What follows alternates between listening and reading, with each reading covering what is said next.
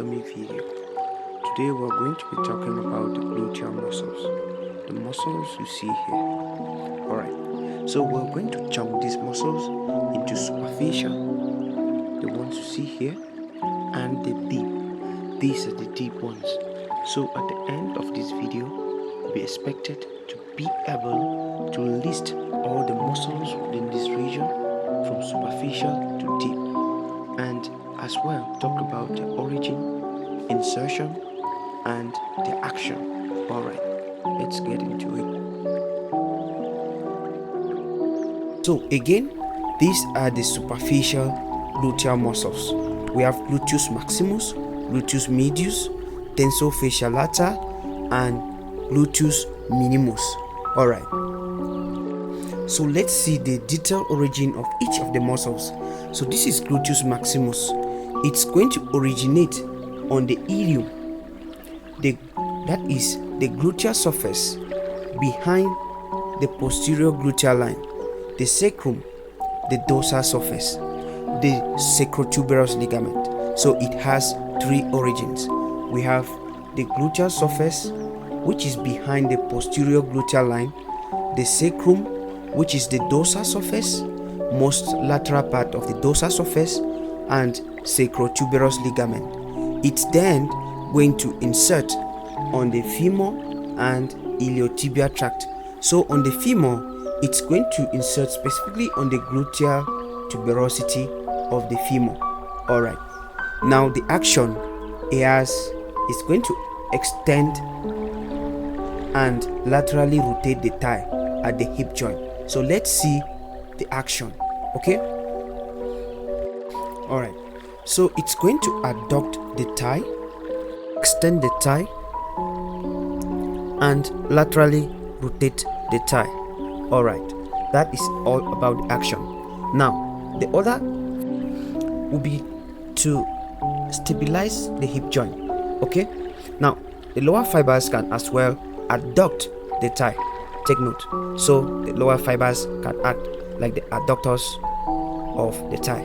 Alright, that is all about the action of the gluteus maximus. So the next muscle we're going to talk about here is going to be gluteus medius. Now our gluteus medius will originate on the gluteal surface of the ilium between the anterior and posterior gluteal lines. It's then going to insert on the greater trochanter of the femur. That is the lateral surface of the greater trochanter. Okay, now let's see what we mean here by the lateral surface. So this is our gluteus medius on the picture. Now if I draw a horizontal line across the greater trochanter, this surface is going to be our lateral surface, and this surface is going to be our medial surface. You can see that the gluteus medius originate on the lateral surface. Alright, that is that for the insertion of gluteus medius. Now the next muscle here is going to be our gluteus minimus. Now the gluteus minimus is going to originate on the gluteal surface between the anterior and inferior gluteal line. Then it's then going to insert on the greater trochanter, the anterior surface of the greater trochanter. Again, if I rotate this structure laterally and I draw a horizontal line, this surface is going to be posterior surface, and this other surface is going to be the anterior surface. As you can see, this minimus inserts on the anterior surface of the greater trochanter. Alright, that is it for the insertion.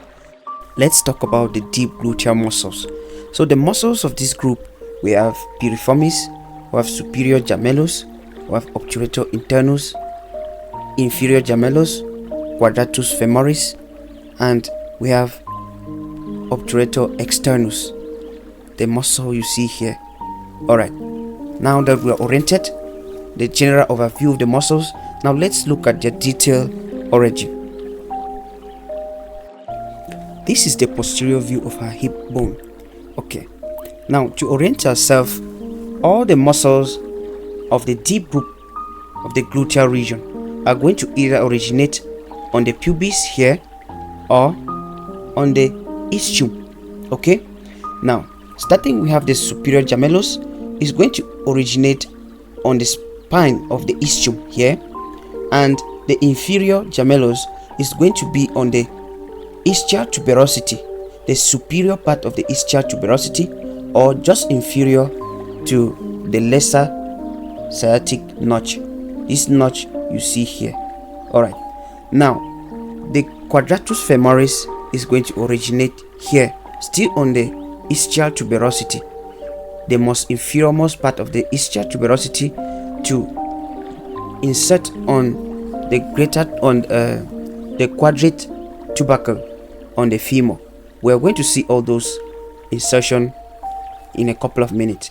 Now piriformis is going to emerge on the greater sciatic foramen here to insert on the greater trochanter. We are going to see all that in a couple of minutes. So piriformis will be here, superior gemellus, obturator internus, inferior gemellus, and quadratus femoris. That is going to be their origins within this region. So internus is going to originate within this foramen. Let me remove everything in the picture. Okay, obturator internus will originate from the innermost part of this foramen, from inside, while externus will just be from here, from the outside. So obturator internus and externus are within the obturator membrane, that originating on the obturator membrane, the pubis and the ischium, and as well part of the acetabulum. All right, let's see that in the broader picture.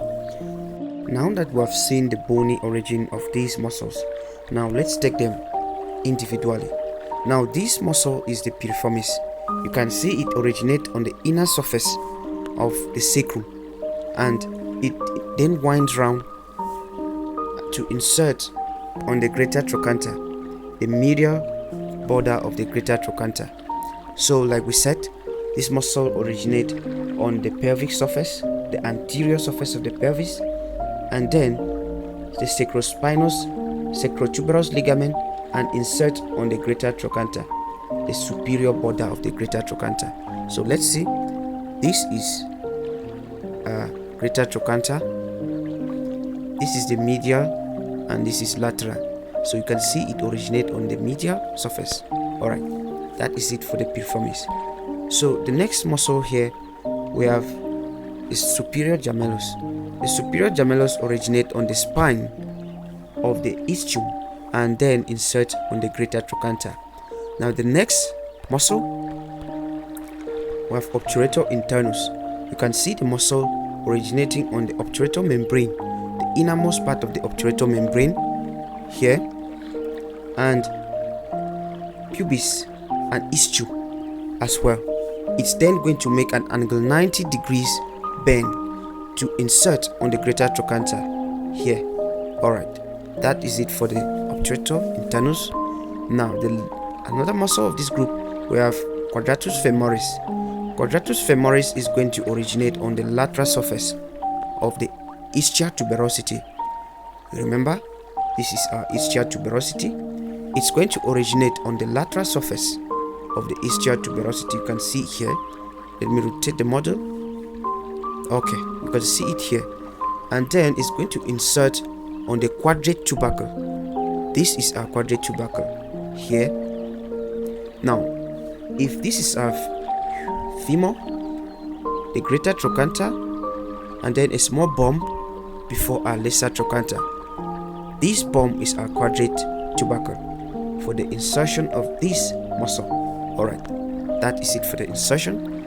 Now the last muscle of this group is our obturator externus. So our obturator externus is going to originate on the exterior part of the obturator membrane. You can see it here. It's going to originate on this foramen and the ischium as well, and pubis here. So it's going to have three origin: obturator membrane, ischium, and then pubis. Alright, now it's then going to wind round to insert on the on the intertrochanteric fossa.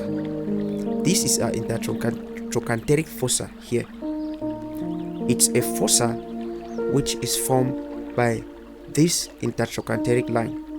Although on this model it is not really showing as a fossa, but it is actually a fossa where it inserts. Alright, that is it for the insertion. Now all these muscles of these lateral muscles, they all laterally rotate the thigh. Alright, that is it for the muscles of this region. Now we're going to talk about the innervation in the next video.